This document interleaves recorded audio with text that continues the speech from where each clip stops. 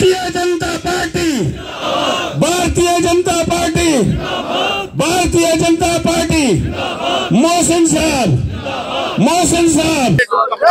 देखिए, state hood और उसके पीछे वरुण साहब की फाइल के पीछे बाप बेटा जो है जम्मू कश्मीर के अवाम को बेवकूफ नहीं बना सकते। इन्होंने जुल्म किया है।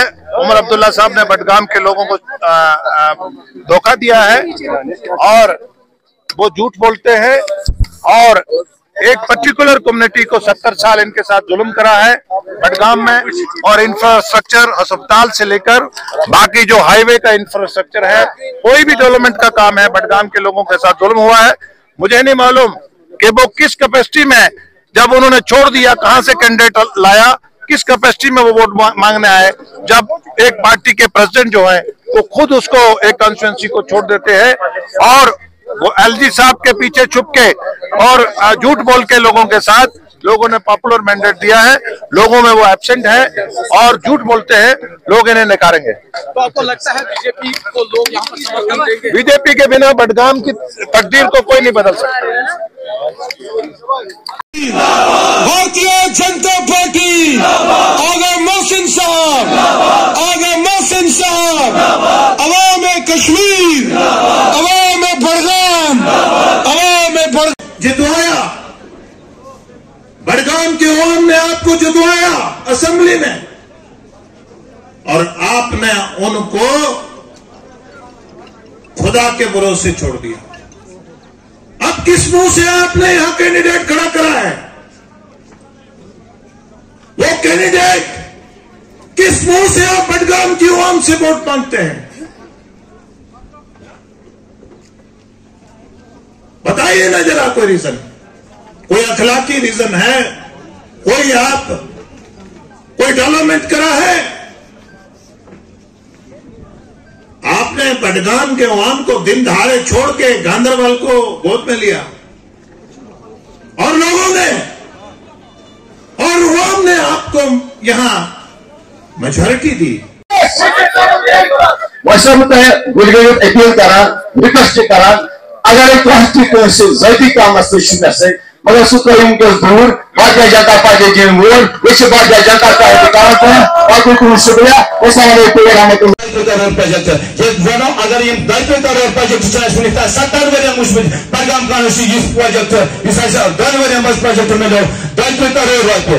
बहुत करान बेस बडगाम किस अवामस बेक लट गुजारिश, पे अरब आने, पे खरब आने, लगो बडगाम मज डेवलपमेंट या सिविल डेवलपमेंट बाकी शुक्रिया।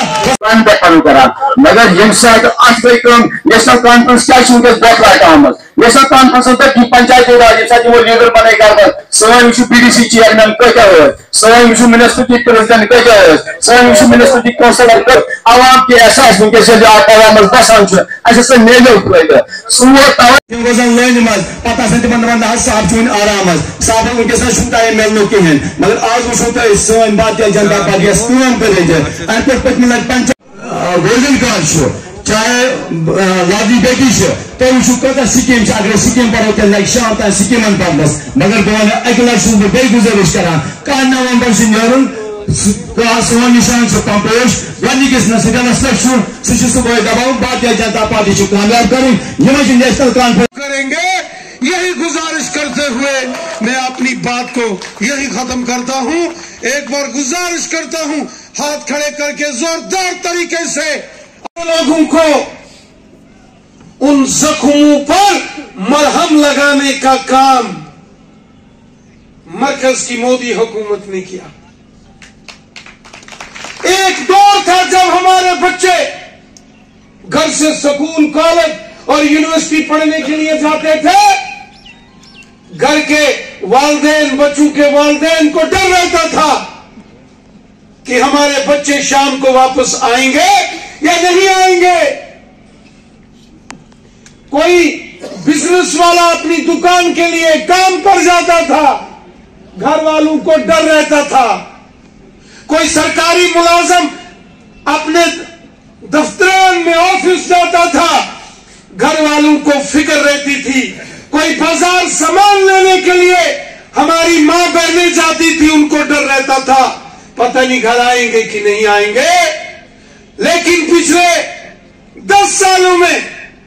जब से मोदी साहब हिंदुस्तान के प्राइम मिनिस्टर बने हैं, उन्होंने वो काम करके दिखाए कि आज वादी कश्मीर में अमन, चैन, खुशहाली है। मैं बड़गाम की आवाम से गुजारिश करता हूं, आपने माजी में बड़े बड़े मोहतरम आगा साहिबान यहां से जिताए। बड़गाम की आवाम से गुजारिश करता हूं, आपने इससे पहले बहुत मायानास लोग आगा खानदान के भारतीय जनता पार्टी के आगा साहब को जिता के दे दो। बड़गाम में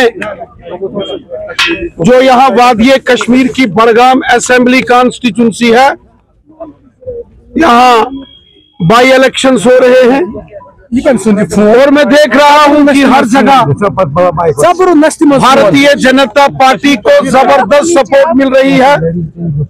बीजेपी के हमारे कैंडिडेट आगा मोहसिन साहब एक बहुत ही सोशल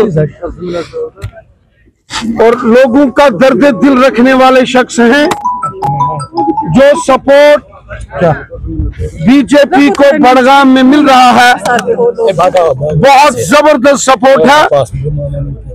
और हम सब जानते हैं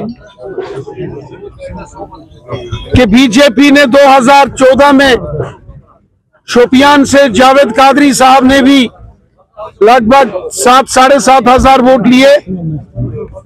वहीं अनंतनाग से रफीक वानी साहब और गुरेज में बीजेपी लगभग जीत चुकी थी।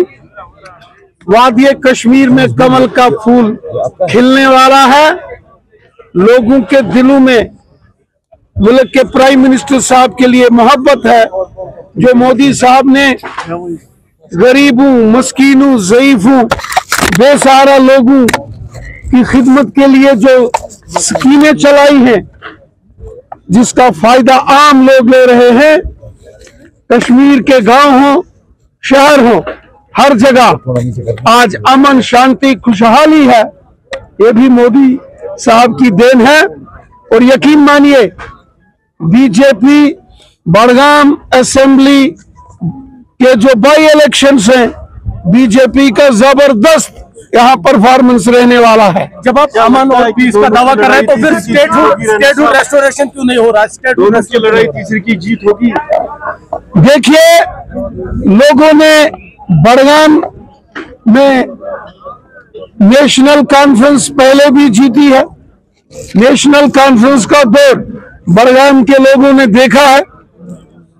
और हम बड़गाम की आवाम से गुजारिश करते हैं कि इस बार भारतीय जनता पार्टी के आगा मोहसिन साहब को आप कामयाब बनाएं। और देखिए, शानदार अंदाज में बड़गाम के लोगों की खिदमत, यहाँ के लोगों की तकलीफों और परेशानियों को दूर करने का काम आगा साहब मोहसिन यकीनन करेंगे। आपने जवाब नहीं दिया, क्योंकि आप अमन और शांति की बात कर रहे हैं, तो फिर स्टेटहुड रेस्टोर क्यों नहीं हो रहा है?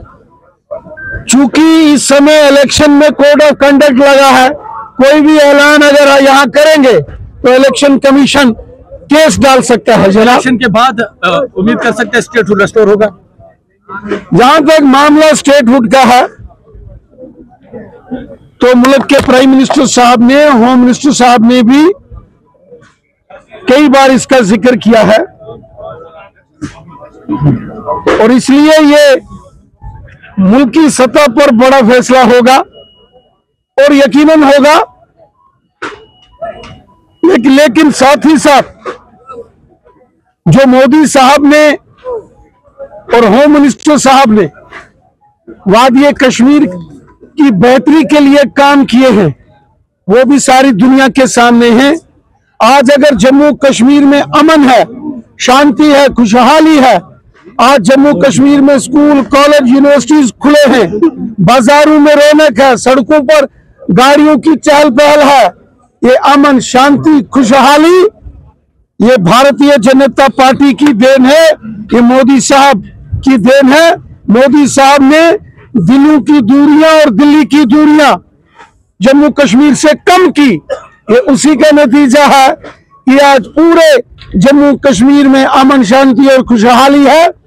बेखौफ, बिना डर आज सब लोग अपने आप को महफूज महसूस कर रहे हैं। आज गांव में, शहर में जो मरकज की हुकूमत के बड़े प्रोजेक्ट्स की मंजूरी मिल रही है, ये लोगों की बेहतरी के लिए काम मोदी हुकूमत कर रही है। इसलिए मोदी साहब यहां जम्मू कश्मीर की आवाम के दिल में बसते हैं। यकीन मानिए, मोदी साहब जम्मू कश्मीर की आवाम से दिल से मोहब्बत करते हैं। अगर उल्ला का फैक्टर जहां पर डिप्टी सीएम और अपने ही एमएलए उनको बोलते हैं कि आगा साहब कौन है, क्या करेंगे? देखिए, जहां तक बात मोहतरम आगा रहुल्ला साहब की है, वो एक बड़े लीडर हैं, हम उनकी इज्जत करते हैं। मैं उनके साथ एमएलए भी रहा हूं। वो यहां बड़गाम से 3 बार एमएलए जीते। आज वो मेंबर पार्लियामेंट के हैसियत से हिंदुस्तान के पार्लियामेंट में हैं। ये बड़ा हैरान कुन मामला था कि नेशनल कॉन्फ्रेंस के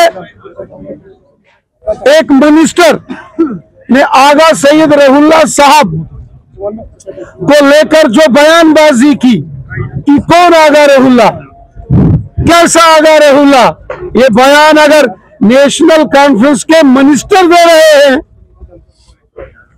तो समझ जाना चाहिए जो लोग अपनी जमात के बड़े लीडर्स की इज्जत नहीं करते, वो यहां बड़गाम के लोगों की क्या इज्जत करेंगे।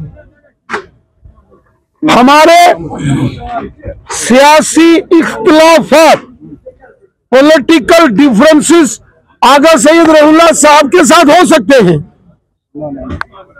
लेकिन पूरा कश्मीर जानता है कि वो 3 बार एमएलए रहे, मिनिस्टर रहे और वो मेंबर पार्लियामेंट हैं। तो नेशनल कॉन्फ्रेंस की हुकूमत के मिनिस्टर बोलते हैं कि कौन आगा रहुल्ला, कैसा आगा रहुल्ला। मुझे लगता है कि नेशनल कॉन्फ्रेंस समझ चुकी है कि इस बार के इलेक्शन में बड़गाम उनके लिए बड़ी मुसीबत बनने वाला है। सर, कहीं आप महबूब मुफ्ती जैसी तकरीर तो नहीं कर रहे हैं? आपने काफी किया, आपने कहा कि हमने यहाँ पे जुल्म खत्म किया, हमने